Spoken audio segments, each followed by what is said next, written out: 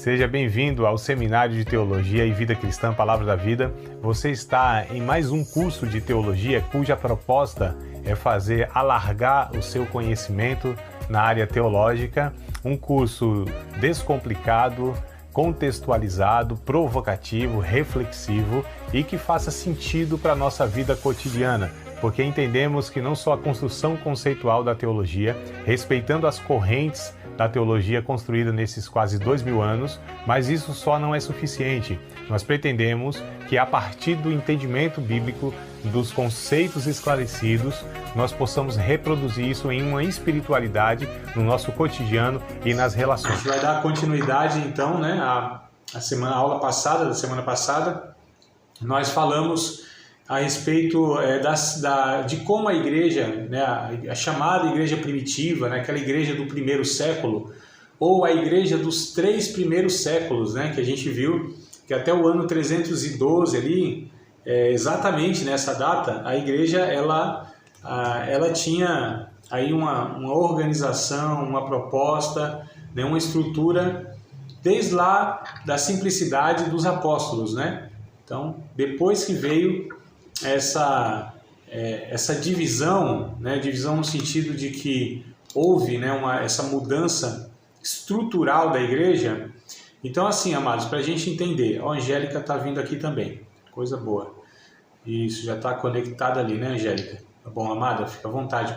Começou agora mesmo, viu? Tá mostrando, tem que ver que tá gravando aí? Então, acho que não, mas tá gravando lá no outro que fica registrado, né? Tô procurando aqui. Então, tá tranquilo, então. Eu não enxerguei aqui não, mas vamos lá, mano. Vou tentar aqui, é que o outro tá gravando, né? Então eu fico mais tranquilo que a gente sempre grava em duas câmeras, mas aqui só tá em uma. Mas obrigado, viu, Douglas, por tá dando aí esse toque. Angélica começou agora, viu, minha amada? Então chegou no comecinho. Hoje o horário deu certo, né? Que bom, vamos lá. Então vamos aproveitar. Como eu estava falando, imaginem não, né? Pensem, né? Que imagina, às vezes a gente imagina uma coisa que não é real, mas é a realidade como era desses irmãos nesses 3 primeiros séculos. Principalmente dos pastores, dos líderes, né? Das igrejas. Eram homens pobres, homens perseguidos, homens criminalizados, né, por Roma, no caso, pelo Estado, enfim. Essa igreja, ela se reunia escondida nas catacumbas, né, como a gente já falou, né, os túneis que havia em Roma, subterrâneos, né, nas florestas, de uma forma mesmo assim, escondida, né? E aí o que acontece? Do dia para a noite, literalmente, né, o Constantino, ele então declara que o cristianismo, ou melhor, o evangelho, né, aqueles discípulos de Cristo já não são mais perseguidos, eles não podem mais ser criminalizados. Aqueles líderes, né, os pastores, eles do dia para a noite, de pobre, passam a ser pessoas assalariadas pelo Estado, né? Construções são feitas, ao invés de cavernas, florestas, né, começam a ser erigidos templos, né, e esses templos a gente vê até hoje, não claro lá da época, mas eu digo essa proposta, né, isso foi uma construção de mil e poucos anos, eu digo desse catolicismo ou cristianismo católico romano. Então, a Igreja Cristã Católica Apostólica Romana, ela nasce aí, né? E aí o povo de Deus, junto com todo o império, cada um com as suas religiões, né? O chamado paganismo, isso se mistura, tá? Então, a princípio, né, não houve tanto impacto, mas foi ao longo dos séculos, foi-se entrando na igreja vários rituais pagãos, né, várias crenças, datas de comemorações, né, uma mistura lá do panteão romano, né, da questão dos deuses gregos, enfim, houve essa mistura muito grande, isso foi sendo construído ao longo dos séculos. Então, lá do ano 313 até o ano 1500, né, eu vou falar um pouquinho dessa data também, o ano 1500, isso foi sendo construído, né? Então vários dogmas, várias doutrinas extra-bíblicas, elas iam sendo criadas, né? A liturgia, como eu disse, a questão dos bispos, arcebispos, cardeais, o Papa, né? Como sendo esse líder mundial, né? E aí depois houve divisões, chamado o Império, né? Do Norte, o Império do Sul, aliás, do Oriente e do Ocidente, melhor dizendo, né? Na história colocado esses termos. Houve até 2 papas, aquela briga por poder e liderança e tudo mais, enfim. E a igreja, a igreja, eu digo, os discípulos de Cristo, estava tudo aí misturado nesse meio. Então havia pessoas que de fato eram verdadeiros discípulos de Cristo e havia pessoas que nunca tinham passado pela conversão, pelo novo nascimento, enfim. Desde membros das igrejas a líderes, né? Desde pessoas que eram simples membros lá, até mesmo os grandes líderes, bispos, arcebispos e até os papas. Eles nunca tiveram, muitos deles nunca tiveram uma verdadeira conversão. Eram religiosos, como eram na época de Jesus os fariseus, né? Eles eram tidos como homens de Deus, mas Jesus, ele reprovou várias práticas, comportamento, ideias, né, teologias daqueles líderes. Então isso se repetiu na história, só que agora, né, no cristianismo, por assim dizer. Então esse ano 313, né, depois de Cristo, claro, toda forma de governo é mudado da igreja, tá? Na liturgia é inserido aí vários elementos de culto, né? Ensinos extra-bíblicos também são introduzidos, como eu falei. Aí a Reforma Protestante, 1517, questiona tudo isso. Um monge agostiniano chamado Martin Luther, ou Martinho Lutero, né? Como aportuguesado, Martinho Lutero, na Alemanha, ele tem um encontro de fato com Cristo. Era um monge, né? Já era um líder de alguma maneira lá, e ele tem um encontro verdadeiro com Jesus. Ele tem a experiência do novo nascimento. Então toda aquela construção teológica, todos aqueles dogmas, ele começa a questionar, porque ele vai ler a Bíblia, vai estudar a Bíblia a partir da conversão. Ele já era um monge, conhecia a Bíblia. É bem semelhante ao apóstolo Paulo, amados. Então, se a gente pegar o caso do apóstolo Paulo, Martinho Lutero é muito semelhante, né? Porque o apóstolo Paulo também, aquele religioso sincero, aquele judeu sincero, só que perseguia a igreja de Deus, todo equivocado, né? Teve encontro com Jesus lá no caminho de Damasco, houve a conversão.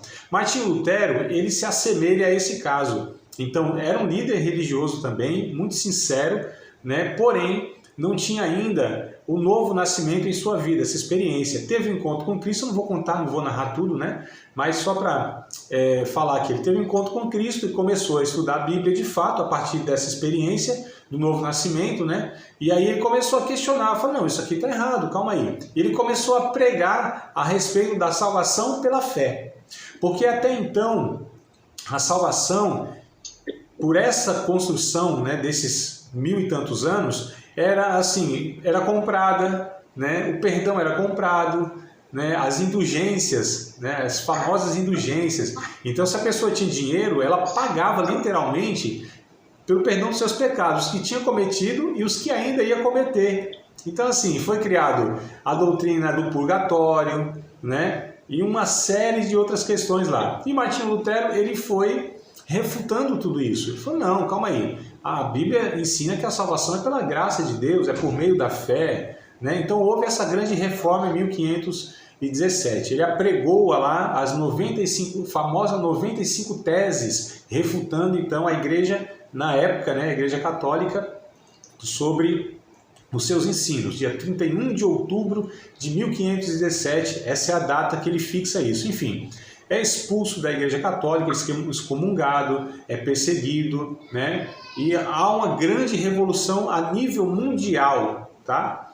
E aí o que acontece? Então aqui há uma ruptura, né? Lá em 312 houve aí uma mistura e agora há uma ruptura, depois de 1200 e tantos anos, né? Uma ruptura agora e a igreja de Cristo se separa, se purifica dessas heresias que foram sendo construídas ao longo do século, tá? Então, de 1517, né, até o ano 2000, até o ano 1900, né, houve muitas igrejas, as chamadas igrejas reformadas. Então a gente tem a presbiteriana, a gente tem a batista, a gente tem a metodista, né? Então nesses séculos seguintes, nesses 4 séculos seguintes, nós temos essas e outras igrejas mais, né? Vários movimentos, enfim. Houve toda uma revolução a nível mundial. Mas o que eu quero destacar e o que eu quero mais tratar, e o que eu estou fazendo isso desde o começo, é do século passado para cá. Tá? No início do século XX, né, estou falando no ano 1900, mais precisamente 1904, tá? Essa é a data, onde nos Estados Unidos há o chamado pentecostalismo, né, que é um ressurgimento, né, um avivamento a respeito dos dons espirituais, porque a ênfase lá de 1517 até 1900 era nas escrituras sagradas, né? Então a gente tem o chamado 5 solas: só a fé, só a graça, só Cristo, né? Deixa eu pegar a cola aqui, ó. Só a Deus a glória e só as escrituras, né? Que tem um cartaz aqui, ó. Tá vendo aqui, ó? Martinho Lutero. Tem um cartazinho aqui, amado, ó. É que ele estava atrás de mim em outro cenário, agora está do ladinho aqui, ó. Então isso aqui é até um cartaz de uma comemoração, né? Minha irmã mora lá na Itália, né? E aí ela enviou para mim esse cartaz aqui, tá até em italiano aqui, né? Festa da Reforma Evangélica, né? Então tu tem de outubro lá, o mundo cristão, só as escrituras, só a graça, só a fé, só Cristo e só a Deus a glória. Estou traduzindo aqui, viu? Porque o negócio aqui está em outro idioma. Mas, enfim, a igreja, ela se estruturou nessa reforma doutrinária, né? Não houve avivamento, inclusive houve muitas rupturas. E aí por isso foram surgindo essas diversas igrejas, né? Porque não houve consenso em alguns pontos. Mas, enfim, a igreja, de alguma maneira, ela, doutrinariamente, ela teve uma unidade, não unidade perfeita, não unidade em todos os aspectos, mas naquilo que era essencial e principal, ela tinha, doutrinariamente falando. Então o avivamento veio em 1904, lá, né, nos Estados Unidos. A gente vai ver um pouquinho mais para frente isso, mas houve outras alterações aí, tá? Então até 1900 a igreja ela tinha suas semelhanças, embora tinha diversas vertentes, né? Suíça, Inglaterra e Alemanha é onde surge. Se vocês me lembrarem, eu coloco no grupo ainda hoje ou amanhã essa árvore genealógica, tá? Me lembrem, por favor, e eu coloco para vocês lá, porque aí vocês têm essas 3 raízes, né? Lá na Alemanha, a igreja luterana, aí lá na França, a igreja esqueci de Calvino, por Calvino, né? Que é o líder. E outra lá na Inglaterra, se não me falha a memória. E dessas 3 vão se ramificando, e aí ao longo dos séculos, como eu falei, vão surgindo outras, essas que nós temos hoje, as principais, né? E essa árvore genealógica é bem interessante porque ela vem até os nossos dias, até o ano 2000 mais ou menos. Não chega tanto, mas 1970, 80 mais ou menos, a gente tem nessa árvore aí para vocês entenderem como foram surgindo as denominações. Mas o enfoque que eu vou dar agora é nesse último século, 1900 para cá, tá? Então, no início do século XX, né, com o advento do pentecostalismo, novamente há alterações, como, por exemplo, o que muda, o que vai mudando. Sistema de governo é episcopal, né? Então, essas igrejas do século passado para cá, elas tiveram uma mudança, principalmente no sistema de governo. Vocês lembram lá no começo, né, lá em Atos dos Apóstolos, no primeiro século, que as igrejas elas eram governadas por um conjunto de presbíteros e diáconos, e os membros também, eles decidiam. Lembra que eu falei para vocês, Atos capítulo 6 e tudo mais, enfim, carta de Paulo aos Filipenses fala isso, né, aos presbíteros e diáconos, e a gente vê em outras passagens também. Enfim, aí tem essa mudança, né, no período do cristianismo católico romano. Aí agora, na reforma, isso de novo é retomado, ou seja, aquilo que era no primeiro século, né? Conjunto de presbíteros, já uma coisa mais congregacional, por assim dizer, tá?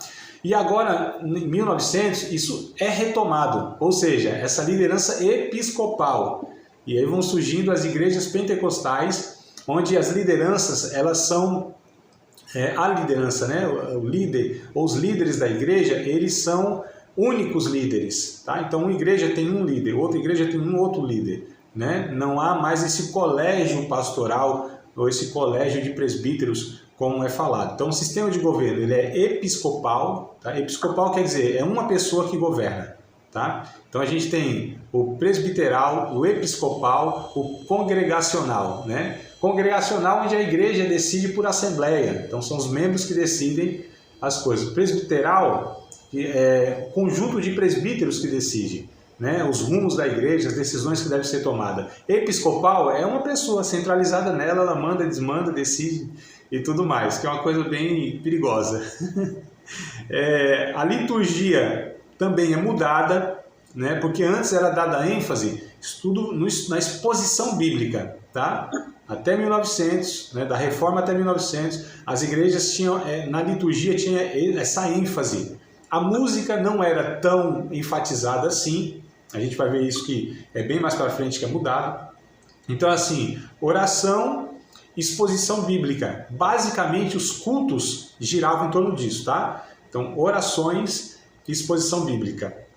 A gente às vezes pensa, amados, que o que nós temos hoje de liturgia sempre foi assim, né? Não. Essa prática, por exemplo, né, a gente prega a palavra, né? E aí depois da pregação, o que a gente faz? Chama o povo para frente, para orar, desafiar eles, né? Não é essa prática que a maioria das igrejas tem?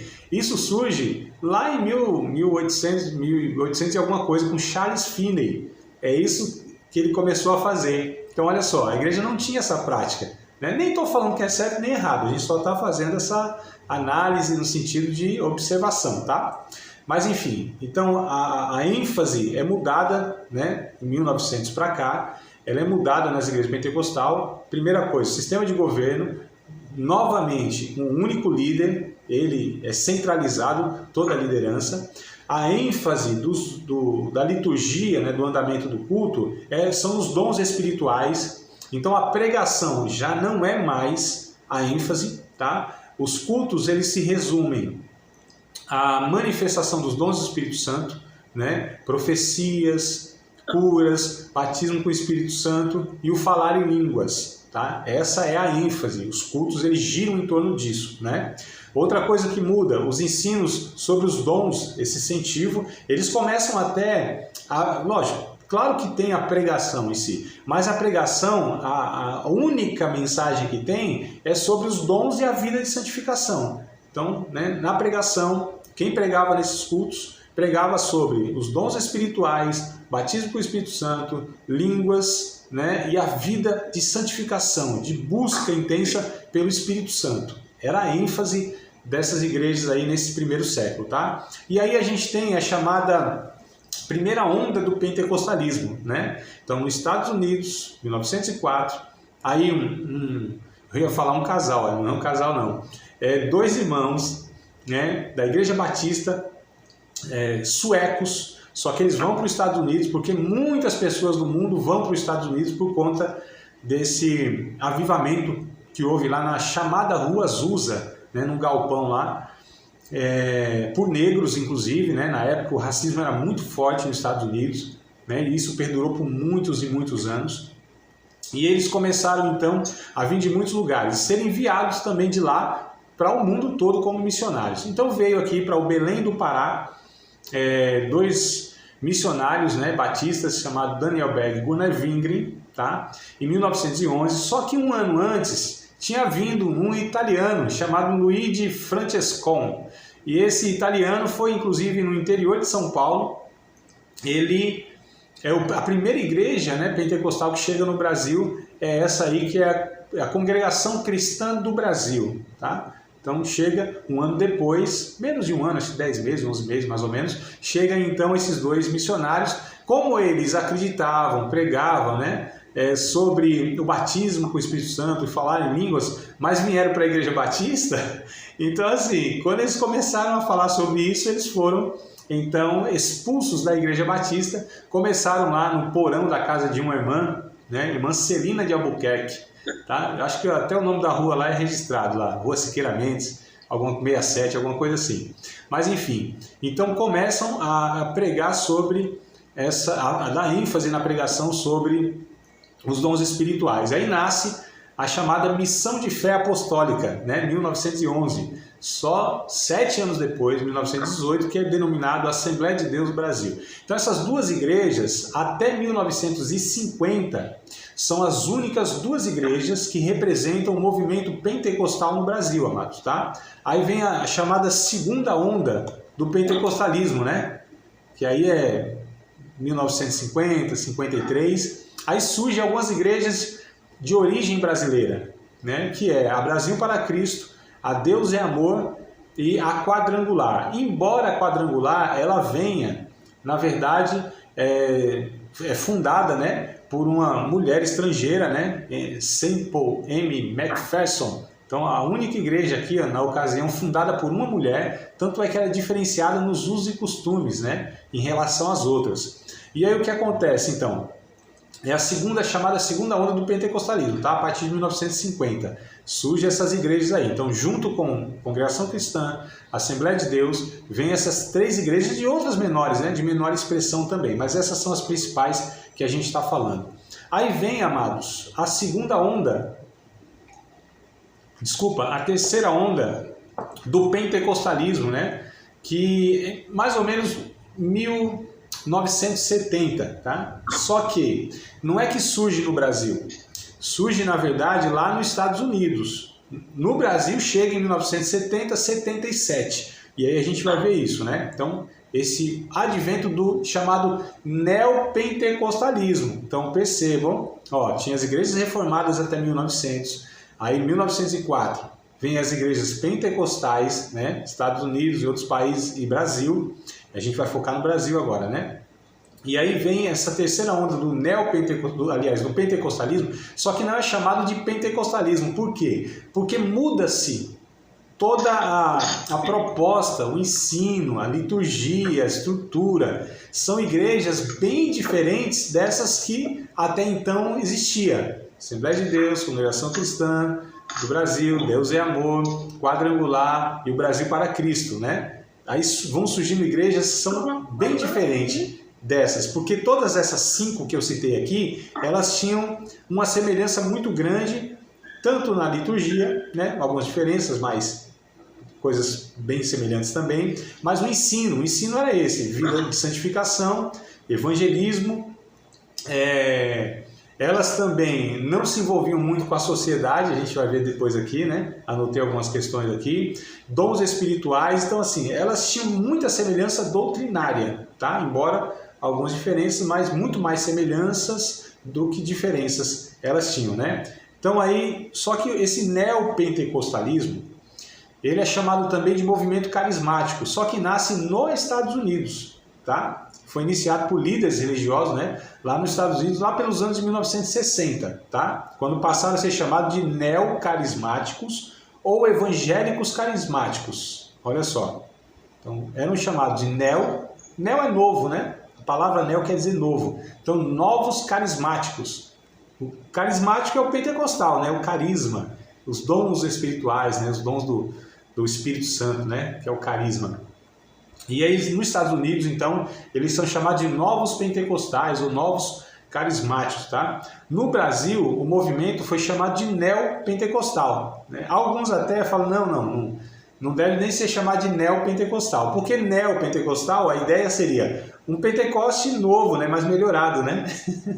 Só que não melhorou nada, piorou, amados, tá? Então, alguns falam assim, é pseudo-pentecostal, ou seja, falso pentecostal, né?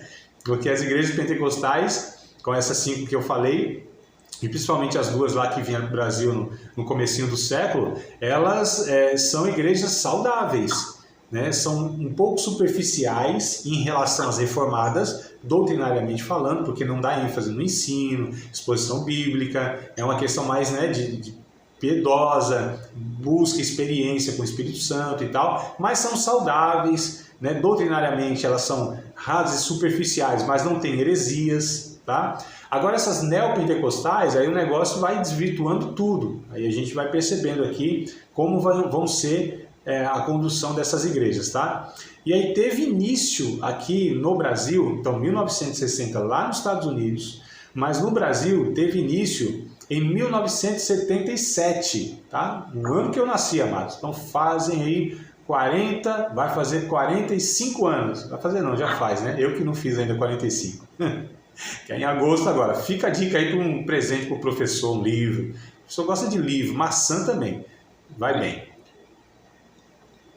Então, 1987 teve início aqui a igreja neopentecostal, esse movimento, com o Edir Macedo, tá certo? E sua Igreja Universal do Reino de Deus, né? Então, em 1977, tá? Então, Edir Macedo é o primeiro líder neopentecostal aqui no Brasil. Então, enquanto o pentecostalismo não tinha nenhuma preocupação com os bens terrenos, então percebam, o pentecostalismo, Assembleia de Deus, Congregação Cristã do Brasil e as outras coisas que eu falei, elas não tinham nenhuma preocupação com os bens terrenos, né? Deveriam ser até desprezados, era pregação, né? Essa coisa só atrapalha a jornada de fé do crente, tá?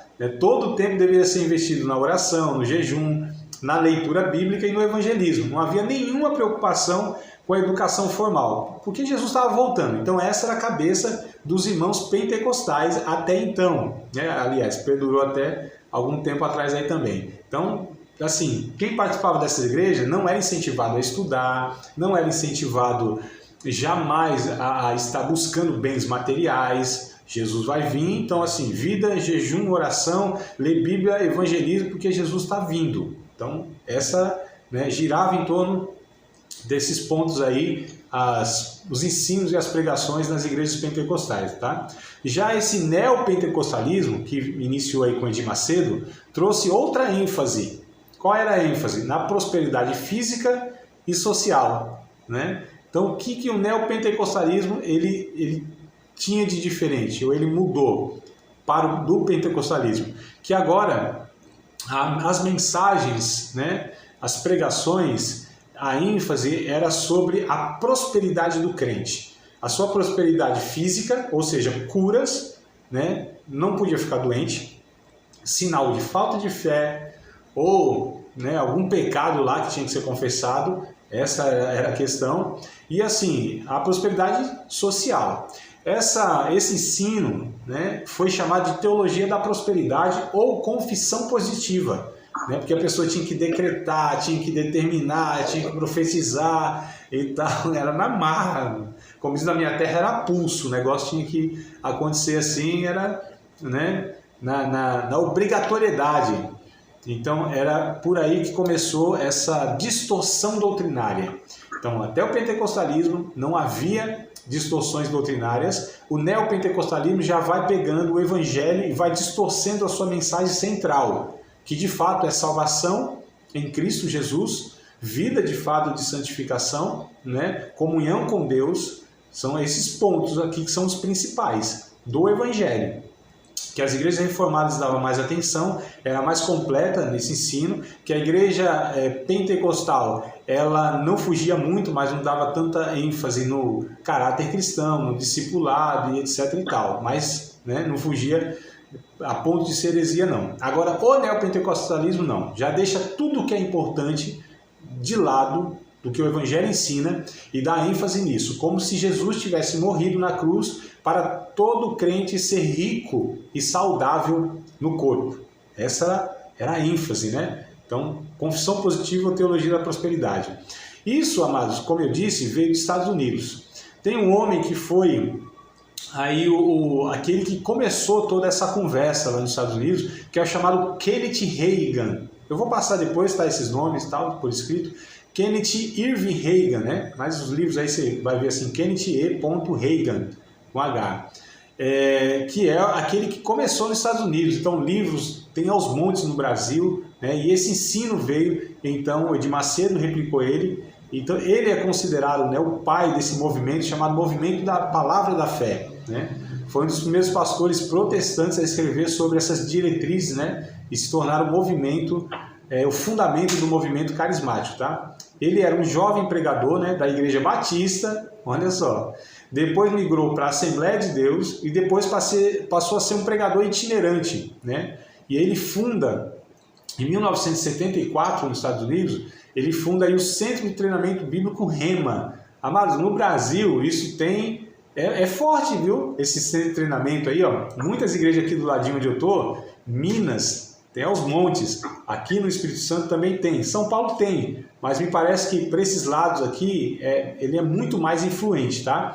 Vira e mexe a gente tem aí algum aluno falando, professor, conhece, estudei lá no Rema e tal. Eu falei, eita minha nossa, eu já sei qual é a proposta, o conteúdo, né? Então são algumas distorções. É o Kenneth Reagan, que ele é o fundador disso, tá? Então no Brasil, amados, através do Edir Macedo e do seu cunhado, vocês lembram quem era o cunhado? Quem era não, quem é, tá vivo, né? Quem é o cunhado do Edir Macedo, né? Que é o Romildo Rodrigues Soares, o famoso R.R. Soares, tá? E eles reproduzem então aí essa teologia e nascem então as igrejas de mercado e o mercado nas igrejas. Olha só, nascem as igrejas de mercado e o mercado entra na igreja. Estou falando da lógica, né? Da estrutura de que é um comércio, um mercado, essa questão de barganha, de venda. Alguém disse assim, que a partir de então o evangelho começou a ser um produto, o pregador um vendedor, o púlpito um balcão e os ouvintes clientes. Olha que coisa horrível que foi se tornando, né? Essas igrejas, e são assim, amados, igrejas evangélicas, pelo menos o povo tinha como igreja evangélica, né? Mas infelizmente a gente não pode considerar igrejas evangélicas, porque não prega o evangelho, né? Usam Bíblia, falam do nome de Jesus, enfim, e a gente vai ver como que elas misturam. É quase que o que aconteceu lá em 313, a mistura, né? Elementos do paganismo, enfim, principalmente a Universal, ela mistura muito a questão a gente chama de sincretismo religioso, que é uma mistura, são elementos de várias religiões, do catolicismo, do espiritismo e do cristianismo, né? O evangelho, o protestante. Mistura tudo isso e coloca numa liturgia. É uma bagunça só. Aquela questão, isso foi em 1990 e tanto, né? Os chamados evangelistas televisivos, né? Que começaram então essas igrejas a entrar, a comprar canais de TV e ter programas de TV, eles começaram então a fazer muitos cultos televisivos e assim, propunham para que as pessoas reservassem lá um copo de água, né? Colocavam lá em cima da TV, porque eles iam orar para aquele copo d'água, né? Quase que uma água benta, né, mano? Não era chamado assim, né? Porque dava muito na cara, isso era a ideia do catolicismo. Mas, na verdade, quem começa isso é um espírita chamado Ziraldo Zaru.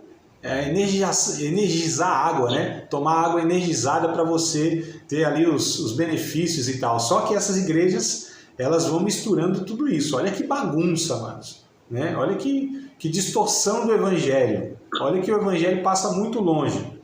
Só que começa agora a ter essa mudança muito grande, essa década de 80, tá? Então a gente precisa lembrar, 1977, Edir Macedo começa, né? Uns 3, porque o R.R. Soares começa com ele e essa igreja. Só que uns 3, 4 anos depois eles se separam, então lá em 1980, 80 e alguma coisinha, surge a Igreja Internacional da Graça, né? Que é a do R.R. Soares, tá? Então eles começam na mesma ideia, só que são líderes, né, de denominações diferentes. A partir de então começam no Brasil a surgir as igrejas com essa teologia do triunfalismo. Líderes como Estevão. Então a gente está falando, eu não sei se eu estou colocando muita informação para vocês, às vezes vou e volto, né? Mas vocês vão anotando aí, me falem, tá? Se eu estou aqui atropelando. Então só para a gente entender. 2 igrejas, 1977, 1980, né? Edir Macedo, Igreja Universal do Reino de Deus, R.R. Soares, Igreja da Graça, isso é década já de 80. Ano de 86, vão surgindo outras igrejas também influentes, que é a Renascer em Cristo, com o apóstolo Estevão e a bispa Sônia Hernandes, tá certo? Essas igrejas todas, elas são de cunho neopentecostal, amados. É que vão ter roupagens diferentes. As liturgias, elas vão sendo um pouquinho diferentes, mas a ideia, né, o ensino, a doutrina, ela é considerada neopentecostal, porque dão ênfase em toda essa prosperidade, né, física e social lá do fiel, tá bom? Então, começa aí a Igreja Renascer em Cristo, 1986, um pouquinho depois, alguns anos depois aí, a Igreja Sara Nossa Terra, com Robson Rodovalho, né? Outra igreja que com uma certa expressão aí nacional, né? Sara Nossa Terra, com Robson Rodovalho. Aí tem uma missionária que foi da Igreja Batista, acho que a primeira missionária a ser enviada da Igreja Batista lá de Recife para, acho que foi África, né? E ela tem experiência lá, volta, tudo mais. Só que chegando aqui, ela tem um contato com aliás, ela foi para a Colômbia, né? E ela tem um contato com um líder lá, tá? Chamado César Castellanos. A gente vai ver também um pouquinho mais para frente. Nem quero falar dele agora não, vou falar da Valnice Milhomens. E aí a Valnice Milhomens, lá nos anos 2000, né? 1990, em 93 ela é ordenada pastora, né? Isso também era uma novidade. Mulher, pastora, tudo mais, ela é ordenada pastora. Só que ela começa, eu me lembro quando eu me converti em 1999, foi o ano da minha conversão, bem no comecinho do ano, né, dia 25 de março de 99, e eu me lembro que eu assistia na Bandeirantes, acho que era sábado de manhã, se não me falha a memória, ela tinha um programa lá, né, então a Valnice Milhomens, tá, não é mil homens não, é milhomens, dá a impressão que é mil homens, né, é milhomens, tudo junto, tá, Valnice Milhomens, ela começou então na década de 1980, né? Só que agora no ano 2000 que ela de fato inicia a denominação fundada por ela, tá? Então esses ensinos como prosperidade, quebra de maldição, eram a tônica desse período. Então, ó, falava muito de quebra de maldição, maldição hereditária, surgindo tudo aí, mas vocês percebam como essas coisas elas são novas, não são algo assim que sempre foi pregado ou há muito tempo, não, são doutrinas, né, são ensinamentos, são pregações que elas vão surgindo como novidades teológicas. Então, nesse período, né, como eu disse, começam a vir esses ensinamentos, tá, nessas igrejas neopentecostais, né, ou pseudo-pentecostal, como outro prefere. Esse ensino de prosperidade, quebra de maldição é a tônica, tá? É a ênfase muito grande das pregações, dos ensinos nessas igrejas aí, né? E aí com isso, o movimento protestante, ele se desfigura tanto, né, dos ensinos lá da Reforma, né, quanto do movimento pentecostal, iniciado lá em Los Angeles, que eu falei para vocês, tá? Na verdade, amados, eu nem acabei não dando essa informação, mas lá em Los Angeles, aliás, um pouquinho antes, tem um homem chamado Charles Parham. É ele que começa, então, essa pregação sobre os dons espirituais, batismo com o Espírito Santo e falar em línguas, né?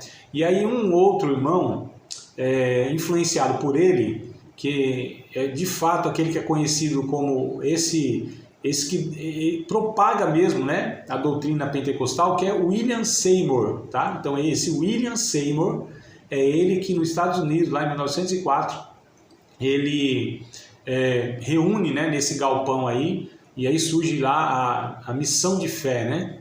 Que aí todo mundo, literalmente, né, muitos países lá e líderes, eles vão para esse movimento e de lá eles se espalham, voltam para os seus países e tal, e vão levando essa doutrina do pentecostalismo. Então não dei essa informação. Charles Parham e William Seymour, né? Enfim, mas agora, voltando já mais para perto de nós aqui, nessas igrejas neopentecostais, elas vão se distanciando, mas tanto, né? Esse movimento neopentecostal vai se desfigurando tanto que eles se distanciam totalmente das igrejas da Reforma Protestante, aquela que rompeu com todas as heresias, né, durante 1000 e tantos anos da Igreja Católica. Então olha como eles vão novamente distorcendo esse movimento, né, vai distorcendo toda aquela reforma começada por Martinho Lutero, né? Inclusive eles vão se distanciando das igrejas pentecostais também. Então é uma outra, por assim dizer, uma outra ala, né, de igrejas evangélicas. Eu disse que não pode ser chamado de evangélica porque não prega o evangelho, mas as denominações está escrito lá, né, igreja evangélica, pentecostal e etc e tal. Mas isso é só fachada, é só denominação, é só rótulo, porque o conteúdo mesmo não tem nada a ver nem com as igrejas reformadas e nem com as igrejas pentecostais nos seus ensinos, tá? Com isso, então, esses ensinos, a ênfase na prosperidade, né, que é chamado de triunfalismo, que a pessoa tem que vencer em tudo na vida, isso é evidência da bênção de Deus sobre a vida dela, né? E isso que é colocado, para Deus te aprovar é porque a prosperidade está na sua vida, né? Se você é próspero é porque a bênção de Deus está na sua vida, se não, está faltando alguma coisa, você não tem fé, você não está dando direito o dízimo e a oferta, você não está fazendo a campanha direito, você não está seguindo essas recomendações. Não, havia toda essa manipulação, essa opressão e esses ensinos, amados, tudo distorcido, né, sobre aí a questão na época. Então, com isso, com essa ênfase, a justiça social é jogada para escanteio. Missões transculturais, isso nem existe nessas igrejas. Discipulado para formar caráter cristão no discípulo de Cristo, isso também é totalmente desprezado. Então, olha só, missões transculturais é extinguido, nem se fala, nem se cogita, né, preparar pessoas para levar o evangelho em outras nações, em outros lugares. O caráter cristão não existe nessas igrejas, não tem discipulado, não é ensinado como o discípulo de Cristo deve viver a vida nos relacionamentos, no matrimônio, na sociedade, a ética social, enfim, nada disso existe, né? Isso é totalmente desprezado, tá? E embora o número, né, dos fiéis aí cresçam assim de uma forma absurda, porque é um boom muito grande, cresce exponencialmente. E só essas igrejas, elas vão conquistando tantas pessoas, como até então as igrejas, desde a reforma, que é, sei lá, 400 anos, não conseguiram. O número de evangélicos no Brasil, como eu falei, acho que na primeira ou segunda aula, era muito pequenininho. Até 1980, 90, né? Depois, amados, isso aí começa assim a dar um boom no Brasil e os evangélicos crescem assim absurdamente. Só que a qualidade desses evangélicos, que é uma tristeza, porque eles não são ensinados, muitos deles não têm de fato a conversão, estão dentro das igrejas buscando essas mensagens, né? Ou seja, quem que não quer ser rico, quem que não quer ter saúde perfeita, quem não quer seus problemas resolvidos, amados? É uma mensagem dessa, nem Jesus pensou, tão boa que é. Nem Jesus propôs isso, amados. Então, assim, e além disso, ainda você tem o céu, né? Nossa, você ainda vai para o céu. Tem a terra toda para você, que você é filho do rei.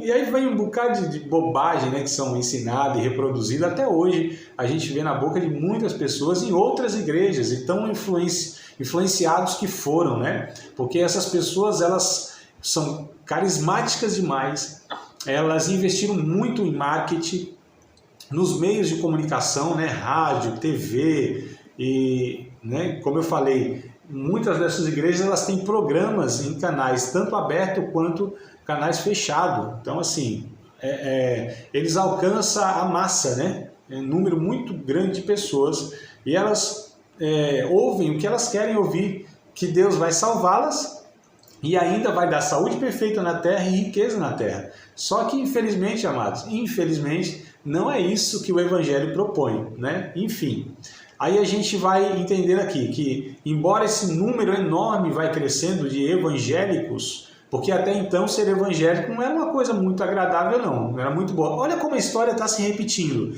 Lembra lá do ano 300?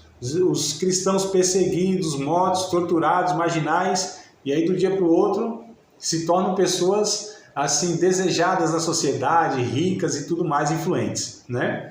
Aí até metade do século passado, ser cristão ainda era difícil no Brasil.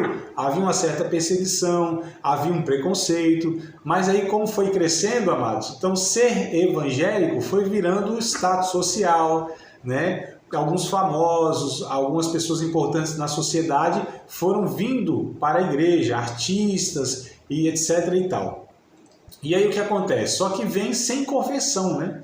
Eu não estou generalizando, mas em muitos casos era isso que acontecia. Então, embora muitas pessoas vinham para a igreja, para dentro das igrejas, a realidade social ela não é alterada de maneira positiva, o estudo bíblico é menosprezado, temas que o mundo contemporâneo enfrenta como dilemas, né, não são abordados. Tá? Como eu falei, esse sincretismo, essa mistura, né, entra em algumas igrejas, as lideranças das principais denominações denominações têm influência no meio político e empresarial, contudo sempre buscando favorecer seus interesses pessoais. Então, olha como foi mudando toda a configuração da igreja. Olha como a sociedade ela foi afetada e atingida por esse movimento neopentecostal, só que de uma maneira negativa, porque o evangelho não foi pregado, não era pregado, não é pregado, né? Mas é tão bom a mensagem que atrai muitas pessoas, né? E os líderes, então, eles vão tendo influência, vão se enriquecendo, né? À custa dos fiéis, à custa da opressão financeira dos outros, porque você tinha, para alcançar a bênção de Deus, que fazer tal voto, pagar tal coisa, se você não desse o dízimo, se você não ofertasse, se você não desse o dinheiro na campanha, e etc e tal. Então esses personagens, né, eles foram enriquecendo, e são ricos, muito ricos, amados, tá? O que acontece?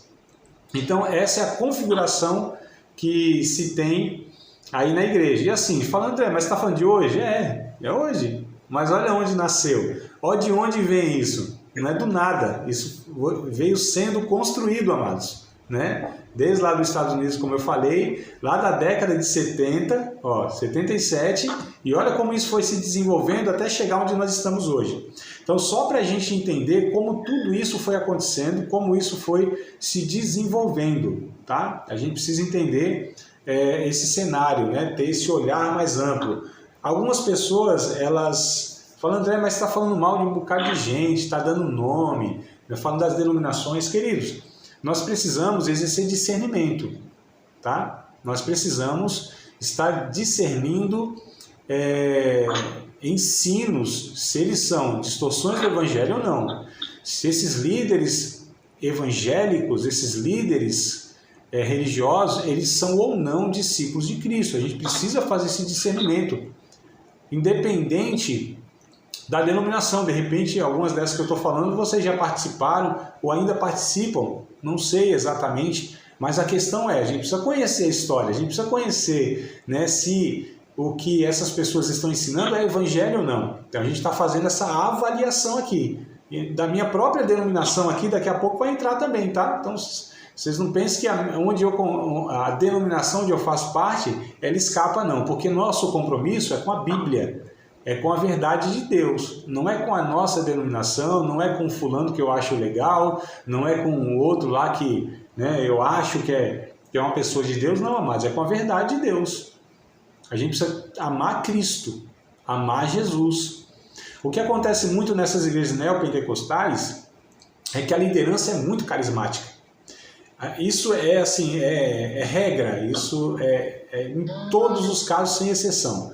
Os líderes, eles são quase que blindados, eles são quase que tidos como assim, pessoas que são de outro patamar, inquestionáveis, não podem ser, né, porque são ungidos de Deus, porque são pessoas assim que não podem ser questionados, né? Então eles trabalham para isso. Mas, amados, todos os líderes, todos os cristãos, todos os que ensinam, os pastores, os professores de teologia, os pregadores, nós precisamos passar pela peneira da Bíblia, né? A gente é tudo falho, a gente pode distorcer o evangelho. Então, assim, nosso compromisso é com a verdade, não são com pessoas.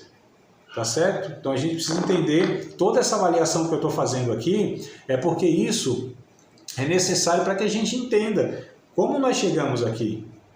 Por que nós somos o que somos hoje como igreja brasileira? Né? De onde veio isso, de onde veio aquilo, por que isso aqui é ensinado, isso aqui é bíblico, não é, se não é, qual que é o ensino bíblico e tal, mas a gente precisa entender as raízes de tudo isso, de onde nasceu, como se desenvolveu, quem são essas pessoas, quais os ensinos, né? E esses autores, inclusive, como eu falei aqui, Kenneth Hagin, assim, pega os livros do R.R. Soares, Kenneth Hagin é a base deles, é a referência deles, né? Pega essas igrejas aí que trabalham com esse Instituto Bíblico Rema, é do Kenneth Hagin, toda essa distorção, amados. E isso parece evangelho.